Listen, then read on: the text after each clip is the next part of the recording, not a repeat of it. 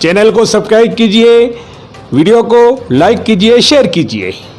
वागड़ के प्रतिभावान बॉलीवुड अभिनेता भूपेश जी पंड्या नहीं रहे। वागड़ की जनता व कला जगत ने अपना लाडला सितारा खोया। जाने माने अभिनेता, थिएटर आर्टिस्ट एवं डूंगरपुर जिले के खड़गदा निवासी भूपेश जी पंड्या हमारे बीच नहीं रहे। भूपेश जी वागड़ से उन चुनिंदा लोगों में से थे जिन्होंने देश के नामी drama school national school of drama NSD में पढ़ाई की और Hazaaron Khwaishein Aisi Vicky donor, web series Delhi crime, Gandhi to Hitler, Parmanu उपकरण की कहानी आदि कई फिल्मों में धारदार अभिनय किया। वह सपरिवार दिल्ली में रहते थे और थिएटर में भी बहुत सक्रिय थे। वह जामिया मिलिया समेत कई यूनिवर्सिटीज में ड्रामा के गेस्ट फैकल्टी भी थे। वह खुद आर्कियोलॉजी में MA थे और जाने माने पुरावैभव विशेषज्ञ, शिक्षक, आदरणीय साहित्यकार, लेखकीय मार्गदर्शक डॉक्टर रविंद्र जी पंड्या के पुत्र थे। भूपेश जी का विवाह वागड़ में ही गढ़ी परतापुर में हुआ था और उनके 2 नन्हे बच्चे हैं। भूपेश जी पंड्या ने अहमदाबाद के अपोलो हॉस्पिटल में अंतिम सांस ली और इसके साथ ही वागड़ ने एक राष्ट्रीय स्तरीय प्रतिभा खो दी। उनको चौथे स्टेज का लंग कैंसर था। मनोज वाजपेयी और गजराज राव जैसे कई कलाकारों तथा राजस्थान के मुख्यमंत्री अशोक गहलोत ने उनके असामयिक निधन पर शोक व्यक्त किया। ईश्वर उनकी आत्मा को सद्गति प्रदान करे एवं परिवार को यह आघात सहने की शक्ति प्रदान करे।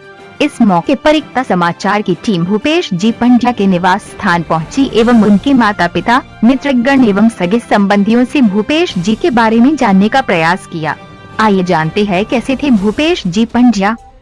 आइए हम आपको वागड़ क्षेत्र में ले चलते हैं, सागवाड़ा पंचायत समिति के खड़गदा गांव में, जहां पे हमने एक वागड़ की हस्ती, वागड़ की प्रतिभा को खो दिया है। इनके कुछ चंद पल आपके सामने हम पेश करेंगे, इनके परिवार के साथ, इनके पिताश्री के साथ, इनके मित्रगण के साथ। ये हमारे सामने है भूपेश जी का निवास स्थान।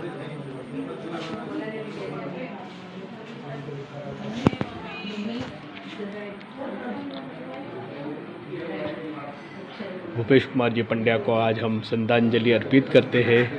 भगवान इनकी आत्मा को शांति दे।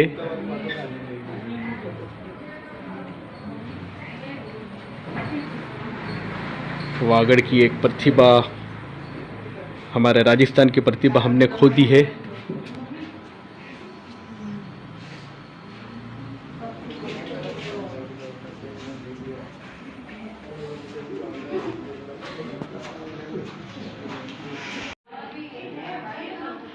ये हमारे भूपेश जी का परिवार है, जिनके पिताश्री रविंद्र जी पंड्या, जो एक ऐतिहासिक साहित्यकार है। इनके बड़े पापा भी आपके सामने हैं।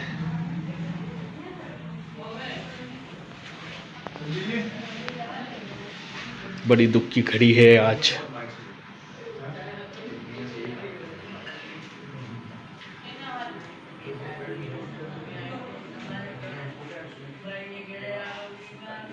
ये आपके सामने है दुख की घड़ी में भूपेश जी का परिवार। एकता समाचार के माध्यम से हम आपको रूबरू करवा रहे हैं।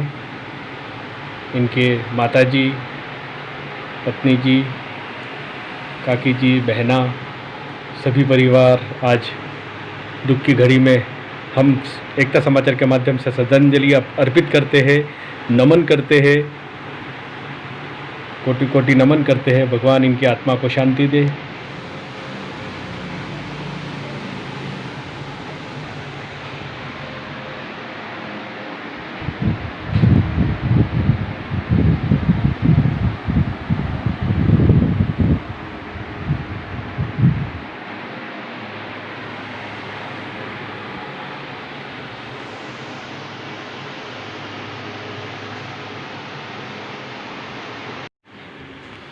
भूपेश कुमार जी के पिताश्री से आज हम एकता समाचार के माध्यम से रूबरू हो रहे हैं, जिन्होंने एक हीरा वागड़ का खो दिया है। वो बोलना नहीं चाहते मगर हम प्रयास कर रहे हैं। बाबूजी बताइए भैया के बारे में थोड़ा सा, एक सेकंड के बारे में आप जो भी बोलना चाहते हो। इस अवसर पर मैं केवल निःशब्द ही मेरा शब्द है। और प्रतिभा, प्रभु द्वारा प्रदत्त प्रतिभा उसको दी थी। प्रभु को आवश्यकता थी उसकी प्रतिभा को वापस लेने की, प्रभु ने उसको वापस दिया। बस। मैं भूपेश पंड्या का ताऊजी बोल रहा हूँ और भूपेश पंड्या जिस उत्कृष्टतम श्रेणी के सिने स्टार थे,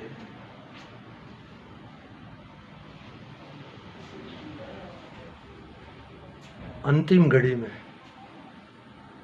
अहमदाबाद के अपोलो हॉस्पिटल में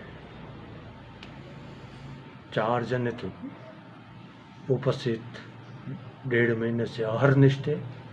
जिस परेश, उसका सब परेश द्विवेदी, दीपक जी भट्ट, मेरी भतीजी संजीव, दीप्ति, यह अहर्निश साथ थे। लेकिन मैं जब उदयपुर में अस्पताल में भर्ती हुआ तो सूचना के साथ ही मैं वहाँ उपस्थित हुआ। जब 4 दिन बाद उसको वहाँ से अहमदाबाद के लिए रेफ़र किया तो जब वो एम्बुलेंस में इनको परिजनों ने और अस्पताल के प्रशासन ने एम्बुलेंस से रवाना किया, मैं एम्बुलेंस में बैठने के लिए मैंने बहुत कोशिश की, लेकिन उस बेटे ने, भूपेश ने मेरे को कहा कि दादा भाई आप नहीं आओगे। मैंने बहुत अनुनय विनय किया, दीपक जी से किया, परेश से किया, लेकिन मेरे को उसने इशारे में ना और तब थोड़ी हल्की आवाज़ थी तो ना, मैंने उसको हाथ जोड़ा, लेकिन नहीं। खैर वो अहमदाबाद से एक बार प्रतापपुर आया। मैंने वहाँ जाने के लिए बहुत कोशिश की, लेकिन परेश ने ये कहा कि आप अमावस्या तक नहीं आओगे 17 तारीख को। जी। देखिएगा जो घटनाक्रम बनता है वो आप आगे और देखिएगा। मैं और मेरा परिवार, मेरी पत्नी कुसुम, मेरी बेटी, मेरा परम प्रिय नीलेश भट्ट जो उस छाया का मामा का बेटा है, प्रोफेसर है श्रमजीवी कॉलेज में, हम सब ने कोशिश की, लेकिन नीलेश ने कहा कि ताऊ जी एक दिन के लिए ठहर जाओ, फिर अपन प्रतापपुर चलते हैं। खैर वो 18 तारीख निकल गई है, 18। इसके बाद कोई उसकी तबीयत अचानक बिगड़ी, उसको अहमदाबाद चले गए। तो मैं इधर आ रहा था प्रतापपुर, बीच में मैंने भाई और उसकी पत्नी विद्या, छोटा भाई, तो मैंने कहा उनसे मिलना ज़रूरी है, वो किस तरह से विचलित होंगे इस संकट की घड़ी में। फिर मैं एक दिन आ गया, फिर भाई ने प्रेरित किया कि तुम यहाँ से चले जाओ, है ना। मैं चला गया। अचानक मेरे को रियलाइजेशन होता है, मेरे आध्यात्मिक सदगुरु बाबा श्रीपाद वृंदावन ब्रज अकेडमी के महान संस्थापक, बड़े बड़े राजनेता, बड़े बड़े अधिकारी, देश विदेश के लोग उनके दर्शन के लिए वृंदावन में तरसते थे। मैंने उनसे प्रार्थना करी, बार बार प्रार्थना, बाबा मैं उससे मिलना चाहता हूँ, मेरा अब तक मिलना नहीं हुआ। हे दादा, मैं कल अहमदाबाद अब जाऊँगा, एक दिन लेट हुआ हूँ। परेश ने कहा आ जाओ ताऊ जी, आ जाओ, हमने आपको लेट किया पर आप आ जाओ। अब मैं गया 22 तारीख को, 22 को गया। अब देखिए वहाँ 2-2, 3-3 मिनट के लिए मिलने को मिलता है अपोलो में। जी। लेकिन मेरे साथ वो एक जन ने कहा कि भाई ये तो आयुर्वेदिक कॉलेज के वहाँ प्रिंसिपल हैं और उनके खास ताऊ जी है, तो उसने तुरंत बिना रोक टोक के हमको सबको भेज दिया। हम 4 साढ़े 4 घंटे भूपेश के पास रहे। जैसे ही मैं उसके चेहरे के पास गया, उसकी चमक देखने लायक थी। उसकी चमक, उससे वॉइस लॉस था, लेकिन मेरे को नहीं गया। मैं कान पे पास गया कि बोल बेटा क्या बात है। हाथ से मेरे को इशारा किया, बैठ बैठ। और आप देखिए, जब 4 साढ़े 4 बजे एक स्वयं उसको प्रभु उसका संज्ञान ले रहा है। मतलब श्रीपाद बाबा देवदूत हैं, the God, ambassador of God, देवदूत। कहता है मैं आ रहा हूं, मैं आ रहा हूं आपके पास। तो थोड़ा विचलित हुआ मैं, और मैंने उसके सर पे हाथ घुमाया, उसको कहा नहीं, बाबा तेरी रक्षा करेंगे, बाबा तेरी रक्षा करेंगे। और मेरे को बाबा नहीं भेजा है, हाँ मुझे बाबा ने भेजा है। यदि मैं वो 22 तारीख चूक जाता तो मेरे को दर्शन नहीं होते अंतिम घड़ी और में। मेरी अंतिम, मुझे मेरा छोटा भाई हो वो उस अहमदाबाद में बेचारे वो भी निकले यहाँ से। लेकिन देखिए विधाता का विधान, मेरे पास वो 5-6 साल रहकर को उदयपुर में पढ़ा है। और वो जितना मेरे से खुला हुआ था उतना खुद के पापा से खुला हुआ नहीं था।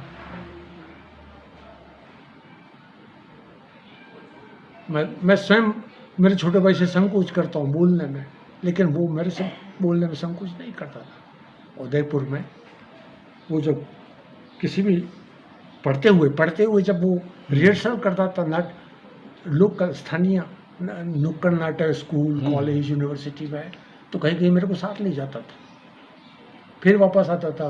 मेरा बड़ा गवर्नमेंट क्वार्टर था, तो वहाँ वो रिहर्सल करता था। रिहर्सल करते करते कई बार वो मेरे को कहता, दादा भाई मेरे डायलॉग सुनो। मैं सुनता था, मैं नहीं समझता था, नाट्य शास्त्र में नहीं जानता हूँ, लेकिन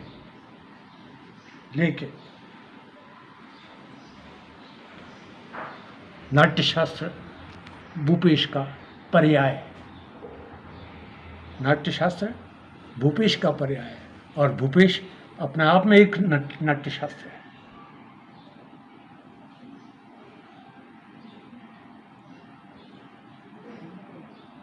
मुझे पूरा विश्वास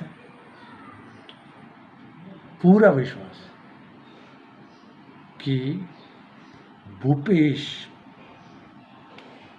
पंड्या मेरा परम प्रिय भतीजा नाट्य शास्त्र का निष्णात है, लेकिन a miracle of God, Bhupesh Pandya a miracle of God. और अंतिम लास्ट बट नॉट लिस्ट, मुझे 101% परिपूर्ण विश्वास और आश्वस्त हूँ कि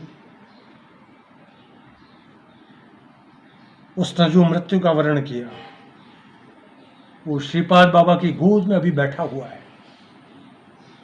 बाबा जिस लोक में भी है उनकी गोद में बैठा हुआ है। चूंकि एक बार बाबा श्री का मेरा हरिदेव जोशी के ने परिचय कराया। हरिदेव जोशी का मैं आज भी कृतज्ञ हूँ, परम कृतज्ञ हूँ कि उन्होंने मेरे को इस बाबा श्री के दर्शन कराए। बाबा श्री में पता नहीं क्या, और उन्होंने कहा बाबा श्री जो है कि 3 बेटे खो चुका है, मैं आई हैव लॉस्ट माई 3 सन। ये मेरा बड़ा बेटा है भूपेश, और एक छोटा बेटा भी उदयपुर में है। वो आना चाहता था लेकिन कोरोना के क्वारंटाइन में। मेरी बेटी और हम सब वहाँ गए थे, कविता। तो वो श्रीपाद बाबा की गोद में जैसे विष्णु सर्ष उसमें इनके जीवन के बारे में आपको हम ले चलते हैं इनके घनिष्ठ मित्र विशाल जी मेहता के पास। विशाल जी, एकता समाचार में आपका स्वागत है। Thank you. सर बताइए, हमें जानकारी मिली है कि आप उनके अंतिम घड़ी तक आप उनके साथ रहे। अंतिम घड़ी तक तो नहीं, लेकिन मतलब 1 महीने पहले मार्च में भूपेश भाई जब उनके पिताजी की तबीयत खराब थी तो यहाँ आए हुए थे, तो उनके कुछ प्रोजेक्ट्स चल रहे थे। उन्होंने बताया था कि अमेज़न प्राइम और नेटफ्लिक्स वगैरह पे उनको कुछ शो शुरू होने वाला है। तो मैं भी एक फ़ोटोग्राफ़र हूँ, तो मतलब कलाकार हूँ और भूपेश भाई से काफ़ी हद तक जुड़ा हुआ था, क्योंकि वो भी एक कलाकार थे और बचपन से ही हम लोगों के रोल मॉडल की तरह वो हैं। क्योंकि खड़गदा का युवा मतलब हमेशा उनका एक प्रतिष्ठित संस्थान है, वहाँ तक पहुँचना बहुत मुश्किल बात होती है। तो उन्होंने संघर्ष करके उस जगह पर अपना मुकाम बनाया था। तो पूरे क्षेत्र के हम जो युवा हैं वो हमारे लिए रोल मॉडल का काम करते थे, तो काफ़ी प्रभावित थे हम उनसे और वो भी मतलब जुड़े हुए थे हमसे। मेरे पड़ोसी भी हैं और बड़े भाई हैं, तो अक्सर चर्चा होती रहती थी। फिर वो जब यहाँ पे आए थे तो हम लोग उन्होंने मुझे कहा कि मुझे कुछ ऑडिशंस देने हैं, तो मेरे लिए कवरेज करना, कुछ शूट करना है मेरे मोबाइल में, और फिर वो यहाँ से शूट करके आगे भेजते थे ऑडिशन, और उस तरह से चलता था। तो हम काफ़ी साथ में रहते, 2-3 बार हमने फ़ोन पर ऑडिशन लिया उनका और आगे भेजा। तो फिर लास्ट में अभी 1 या 1.5-2 महीने पहले मेरी फिर से उनसे बात हुई। 2-3 बार हम लोग उनके यहाँ पे खेत में, हम अक्सर वो मुझे वहाँ ले जाते थे। प्रकृति में रहना उनको बहुत पसंद था। जब भी यहाँ आते तो हम लोग साथ में, उनका यहाँ पे एक खेत है बहुत अच्छा, तो वहाँ पे एकांत में हम जाके शूटिंग करते और वो अपना अभिनय करते और मैं उसको मेरे कैमरे में शूट कवर करके और फिर वो आगे भेजते थे। तो काफ़ी साथ में रहने का मौका मिलता था। पर अभी अंतिम समय में उन्होंने फिर से मुझे बुलाया और फ़ोन पे बात हुई और कहा कि विशाल तुम आ जाओ यहाँ पे, हम हमारे वहाँ पे अपन कुछ शूट करते हैं। तो तभी से उनकी तबीयत थोड़ी, उन्होंने मुझे बताया था कि थोड़ा उनको तकलीफ़ होने वाला है, लेकिन कोई सोच नहीं सकता था कि इतनी जल्दी इस तरह से वो हमको छोड़ के चले जाएंगे। ये बहुत ही हम सब के लिए, पूरे वागड़ क्षेत्र के लिए बहुत बड़ी क्षति है और हम सब लोग काफ़ी दुखी हैं इस चीज़ से। धन्यवाद साहब। विशाल जी, आपने बहुत ही अच्छी बात बताई। आज खड़गदा एक ऐसा गांव है जहां पे शिक्षा के क्षेत्र में कहो या RIS के क्षेत्र में कहो और कलाकार के क्षेत्र में आज इन्होंने जो दिल्ली कहो पूरे ऑल इंडिया के अंदर जो नाम कमाया, वो एक तारीफ़ के काबिल है। ये हमारे सामने है जमाई साहब दीपक जी भट्ट। दीपक जी बताइए, आज विशाल जी के पंड्या विशाल जी मेहता हमारे सामने हैं और दीपक जी जिनके साथ भूपेश जी ने बहुत ही समय गुजारा। सर, इनके चंद पल आपके साथ जो गुजरे हैं उसके बारे में थोड़ा बताइए। भूपेश जी अपने आप में एक पूरा नाट्य कला संस्थान माना जाए तो भी कम है, क्योंकि उनका अपना योगदान जो रहा है अपने क्षेत्र में वो बहुत ही प्रशंसनीय है। 2001 में राष्ट्रीय नाट्य संस्थान में प्रथम जो बैच था उनका, 2001 का जो बैच था उसके विद्यार्थी रहे हैं। उसके बाद से निरंतर अपने इस क्षेत्र के अंदर अपनी प्रतिभा का लोहा मनवाते आए हैं। कई सारी फिल्मों में, सीरियल्स में उन्होंने अपनी भूमिका अदा की हैं। कई यादगार रोल उन्होंने निभाए हैं। आप एक प्रतिष्ठित कलाकार रहे, आपने अपनी एक महत्वपूर्ण पहचान बनाई है। सिने जगत में अगर आपका योगदान देखें तो उनकी बहुत सारी फिल्में भी आई हैं जो दर्शकों के हृदय पर ऐसी छाप छोड़ गई जिन्हें भुलाया नहीं जा सकता। गांधी टू हिटलर में उनके सुभाष चंद्र बोस की जो भूमिका है उसने सभी को बहुत प्रभावित किया था। फिल्म की वो स्पीच जो लगभग आरंभ में ही थी, दिल के भीतर तक उतर जाती है। अगर उसको ध्यान से देखा जाए तो हर परिस्थिति में एक अभिनेता ही होता है जो अपनी उस कैरेक्टर की गहराई में उतर के और दर्शकों के दिल में उतरता है, तो दर्शकों में वो यादगार और वो छाप छोड़ जाता है। भूपेश जी कभी भी अपने टीम के साथियों के साथ में इरिटेट नहीं होते थे। वो जब भी काम करते थे तब सभी के साथ में बहुत ही अच्छा एक सामंजस्य और कॉम्बिनेशन बना करके काम किया करते थे। अपने चरित्र को, जो कैरेक्टर उनको निभाना है, उसको पूरी तरह से चरितार्थ करते थे।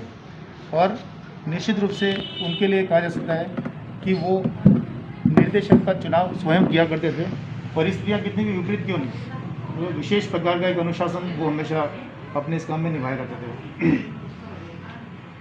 एक अभ्यास के दौरान जो भूपेश जी एकदम बदल जाते थे, यूँ शांत और गंभीर स्वभाव था उनका, लेकिन जब वो अपने कैरेक्टर में डूबते थे तो उसके बाद में उनको पहचानना मुश्किल हो जाता था कि ये भूपेश हैं या ये वो कैरेक्टर जो वो निभा रहे हैं। तो ये सारी बातें इतने विश्वास से कही जा सकती हैं कि उनके साथ रंगमंच पर जब भी काम करने का या कभी भी उनके काम को देखने का अवसर मिलता तो उससे ऐसा लगता कि उनको जैसे कि आप महसूस कर सकते हो उस कैरेक्टर को या फिर उसके किसी भी नाटक के उस पात्र को आप जीवंत महसूस कर सकते हो। तो ये तो कहानी उनकी थी जो दिल्ली से लेकर जोधपुर, जयपुर, बीकानेर, लखनऊ, इलाहाबाद, कोलकाता, मुंबई, ये तमाम जगहों पर उन्होंने अपनी इस कला के क्षेत्र से उन्होंने अपने इस कला जगत में अपनी जो प्रतिभा का लोहा मनवाया वो आज भी बड़ा यादगार है। रंगमंडल अपने आप में पूर्ण जब उठान पर था तब नाट्य उत्सव में उनकी प्रस्तुतियाँ शुमार हुआ करती थी। तो कई प्रकार की वो प्रस्तुतियाँ जो कि नेशनल लेवल पर अपने उनके जो प्रोग्राम्स हुआ करते थे उसमें उनकी प्रतिभाओं का निश्चित रूप से लोहा माना गया। और संपूर्ण यात्रा जिसमें अभिनेता निर्देशक का एक साझा होता है, एक परिवार से मतलब कि ये कहा जा सकता है कि साझा, भले वो एक नाटक हो, चाहे एक पूरी फिल्म हो, चाहे वो एक छोटा सा डायलॉग हो, वो अपने आप में एक संपूर्ण पूरे एक स्कूल थे जिसमें कि उनकी यात्रा अगर ये देखी जाए तो उसमें समझने का मौका मिलता है कि अभिनय की बहुत सी बारीकियाँ, जैसे कि वो खुद मतलब उन्होंने कई बार डायरेक्टर को भी समझाई थी, जिसमें चंद्रशेखर कंबार का लिखा हुआ और भानु भारती द्वारा निर्देशित महामाई वो पहला नाटक था जिसमें भूपेश जी की मुलाकात हमारे से हुई थी। उन्होंने मतलब पहला नाटक देखने का मौका मिला था उस वक्त। तो महामाई नाटक का मंचन मुंबई के पृथ्वी थिएटर में होना था, लेकिन भानु भारती जी जब भूपेश जी को महामाई के मुख्य चरित्र संजीव की भूमिका के लिए जब उनको ये बता रहे थे, उसका रोल समझा रहे थे, तब वो निसंदेह गंभीर रूप से अपने काम पर पूरी तरह से फोकस रख करके बीच में कोई ब्रेक नहीं लेते हुए उन्होंने उस काम को ख़त्म करने की ही धुन सवार थी और उस कैरेक्टर में डूब जाने की उनकी मंशा थी, जिसका कि वो उनका जो एक्सपीरियंस रहा था वो वास्तव में बड़ा यादगार था। और भानु भारती जी जिनकी मैं बात कर रहा हूँ वो कला निर्देशक हैं। उन्होंने भूपेश की जब तबीयत खराब हुई उस बारे में जब उन्होंने सुना और वो जिस तरह से अपनी बीमारी से लड़ रहे हैं, उन्होंने उनकी तबीयत और उनके परिजनों से न केवल बातचीत की बल्कि उन्होंने उनको किस तरह से किस लेवल पे मदद की जाए उसके लिए उन्होंने भरपूर प्रयास किया। और उनके मात्र एक लेटर, राजस्थान के मुख्यमंत्री को सिर्फ एक लेटर लिखने मात्र से, उसके अंदर सिर्फ एक संवेदना प्रकट करने से कि आज हमारा कलाकार कई परिस्थितियों में कितना संघर्ष करता है और आज वो इस गंभीर बीमारी से जूझ रहा है, तो उनको किसी तरह से मुख्यमंत्री द्वारा सहयोग प्रदान किया जाए। क्योंकि उस लेटर, एक मात्र लेटर से ही सहयोग ऐसा बना कि मुख्यमंत्री जी ने उसके एक हफ्ते के अंदर कार्रवाई करते हुए उन्होंने आर्थिक सहयोग प्रदान किया। तो ये एक बहुत हमारे लिए अच्छी बात है कि सीएम साहब ने उनके लिए भी अपना कमेंट, अपना जो है वो संदेश भेजा है। तो भूपेश जी के आने वाले समय में बॉलीवुड के जाने माने जो परिचित नाम है अनिल कपूर, उनके साथ में उनके कुछ प्रोजेक्ट्स थे जो उनके ओरिजिनल काम करने वाले थे अभी, और उनके अनु मलिक के साथ में और काफ़ी सारे फिल्मी हस्तियाँ जो हैं उनके साथ में उनके अपने आगे के आने वाले जो प्रोजेक्ट्स थे जिनके बारे में बताया करते थे कि अभी उनके रिहर्सल अभी करने हैं और उन पर अभी बातचीत चल रही है। लॉकडाउन के इस संकट काल के अंदर वो सारे प्रोजेक्ट्स अभी लंबित हो गए, जिस वजह से उनको अभी आगे पूरी तरह से प्रारूप अभी उनको मिल नहीं पाया। लेकिन ये सारे प्रोजेक्ट्स अधूरे रहे ज़रूर, लेकिन भूपेश जी की यादें हमारे मन के अंदर हमेशा के लिए ताज़ा और यादें बनी रहेंगी। अंत में मैं यही कहना चाहूँगा कि भूपेश जी का जो कैरेक्टर जो था, जो उन्होंने निभाया और हमारे इस छोटे से वागड़ क्षेत्र का नाम जो नेशनल लेवल पर उन्होंने जो रोशन किया है, उसके लिए हम लोग उनको सदैव याद करते रहेंगे। और हमारे इस क्षेत्र को जो उन्होंने पहचान दिलाई दिल्ली जैसे में, और अपने खुद के एक व्यक्तित्व को जो उन्होंने उभारा, तो उसके लिए हम ईश्वर से प्रार्थना करते हैं कि वो जहाँ भी हों उनको प्रभु हमेशा वो आशीर्वाद प्रदान करता है। बस यही कहना चाहते हैं। धन्यवाद।